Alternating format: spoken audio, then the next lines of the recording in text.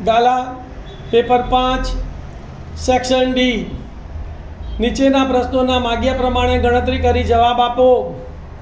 પ્રશ્ન 35 થી 39 પ્રત્યેકના 4 ગુણ ટોટલ 20 ગુણ। 35મો પ્રશ્ન છે થેલ્સના પ્રમેયનું પ્રતિબિંબ વિધાન લખી સાબિત કરો અને તે નાથવામાં છે। સપ્રમાણતાનું મૂળભૂત પ્રમેય લખો અને સાબિત કરો। વિદ્યાર્થી મિત્રો પ્રમેય તમે કડકડાટ મોઢે કરી કાઢજો અને બેમાંથી એક પ્રમેય તમારે લખવાનો છે। 35મો લખો તો 35 નંબર આપવાનો, અથવા 35 લખો તો અથવા 35 નંબર આપવાનો। હવે આપણે આગળ દાખલા નંબર 36નો અભ્યાસ કરીએ। ધ્યાન આપો ભાઈ। શું કહે છે કે જો નીચે આપેલ આવૃત્તિ વિતરણનો મધ્યસ્થ 28.5 હોય તો x અને y ના મૂલ્યો શોધો। વર્ગઅંતરાલ 0 થી 10 ની આવૃત્તિ 5 છે, 10 થી 20 ની આવૃત્તિ x છે, 20 થી 30 ની આવૃત્તિ 20 છે, 30 થી 40 ની આવૃત્તિ 15 છે, 40 થી 50 ની આવૃત્તિ y છે, 50 થી 60 ની આવૃત્તિ 5 છે અને કુલ આવૃત્તિ 60 છે। ધ્યાન આપો ભાઈ। હવે અહીંયા તમને મધ્યસ્થની કિંમત આપેલી છે તો તમારે મધ્યસ્થનો ગોઠો બનાવવાનો। મધ્યકની કિંમત આપી હોત તો મધ્યકનો ગોઠો બનાવત અને બહુલકની કિંમત આપી હોત તો બહુલકનો ગોઠો બનાવત। બરાબર। તો મધ્યસ્થનો કેટલા ખાનાનો ગોઠો બને ભાઈ? 3 ખાનાનો ગોઠો બને। વર્ગ આવૃત્તિ અને સંચય આવૃત્તિ। ધ્યાન આપો। પહેલા વર્ગ લખી કાઢીએ। વર્ગ અંતરાલ 0 થી 10, 10 થી 20, 20 થી 30, 30 થી 40, 40 થી 50, 50 થી 60 અને કુલ આવૃત્તિઓ। 0 થી 10 ની આવૃત્તિ 5, 10 થી 20 ની x છે એટલે આપણે થોડું દૂર લખીશું। 20 થી 30 ની આવૃત્તિ 20, 30 થી 40 ની આવૃત્તિ 15, 40 થી 50 ની આવૃત્તિ y એટલે થોડું દૂર લખીશું। 50 થી 60 ની આવૃત્તિ 5 અને કુલ આવૃત્તિ કેટલી આપેલી છે? 60। તો બધાનો સરવાળો કરીએ તો 5 ને 20 25, 25 ને 15 40 ને 5 45 વત્તા x વત્તા y તો 45 વત્તા x વત્તા y બરાબર 60। આનું સાદુરૂપ આપીએ તો વત્તા 45 સામે જાય તો અહીંયા શું લખાય? 60 માઈનસ 45 લખાય ને। તો માટે x વત્તા y બરાબર 60 માઈનસ 45। 60 માંથી 45 ગયા તો માટે x વત્તા y બરાબર 15। સમીકરણ નંબર 2। હવે મધ્યસ્થની કિંમત આપેલી છે। જુઓ મધ્યસ્થ x બરાબર કેટલો છે? 28.5 છે।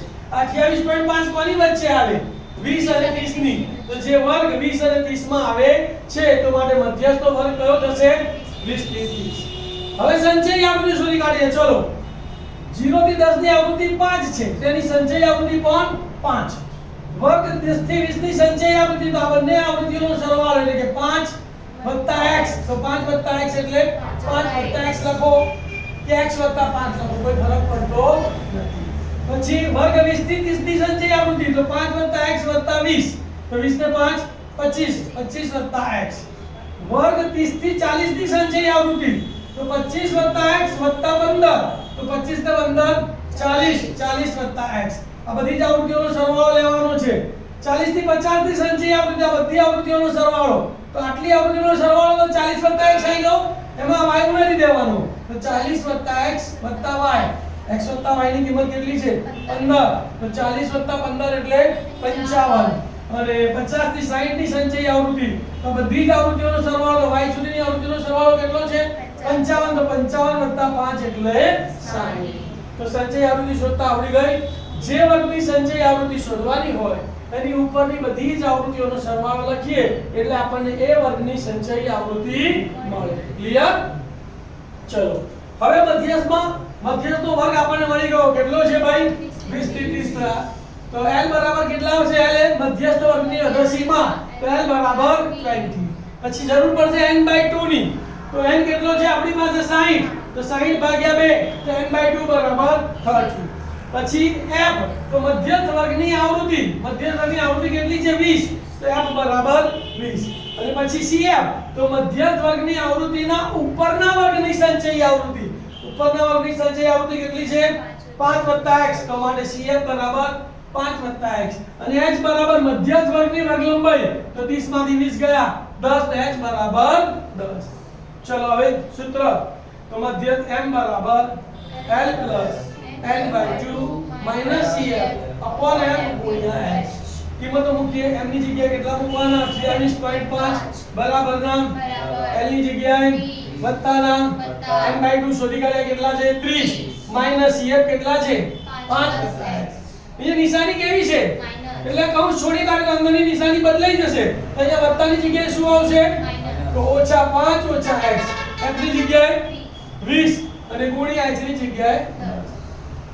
આ 20 ને સામે લઈ જઈશું આપણે એટલે પ્લસ છે તો કેવા થઈ જશે? માઈનસ. અહીંયા શું લખાશે? 28.5 માઈનસ 20 લખાશે.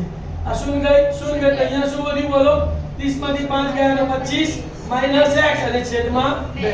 તો માટે 28.5 માઈનસ 20 બરાબર 25 માઈનસ x બરાબર 28.5 માંથી 20 જાય તો કેટલા વધે?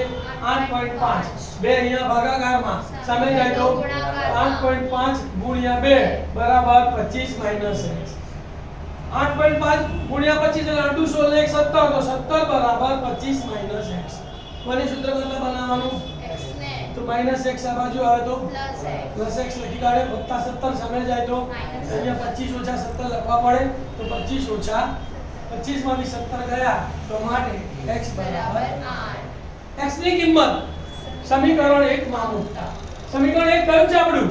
x y બરાબર 15. x y બરાબર 15 માં x ની જગ્યાએ કેટલા મૂકવાના? 8. તો લખાઈશું 8 y બરાબર 15.